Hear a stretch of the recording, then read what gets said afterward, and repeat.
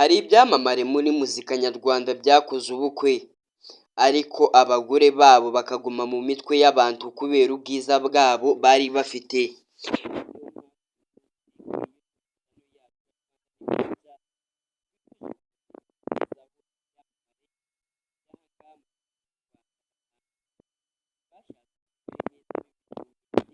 Wese yakwifuza we tugiye kubana mu kiganiro, nawe uri buze kureba mwaya makuru uri kugenda ubona kuri sikirini yawe, utubwire uwazanye umugore mwiza kurusha abandi, utubwire umuhanzi ukunda cyane kurusha abandi mw'aba bahanzi batanu.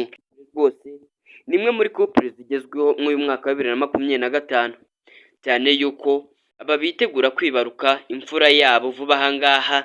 Ngira murabizi uyu The Ben aherutse no gusohora indirimbo yise True Love, yari kugaragaza amashusho y'uyu mukobwa Uwicyeza Pamela ufite inda y'imvutsi rwose uri hafi kwibaruka.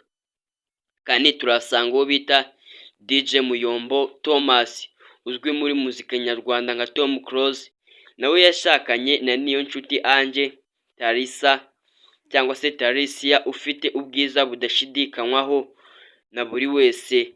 Ubukwe bwaba bwabaye tariki 30 Ugushyingo 2013. Ku mwanya wa gatanu ari nawo wa nyuma turahasanga uwitwa Ngabo Madada uzwi muri muzika nyarwanda nka Meddy, nawe yashakanye n'uyu mukobwa w'ubwiza burangaza benshi Mimi Mihafari ukomoka muri Ethiopia ufite ubwiza buhebuje.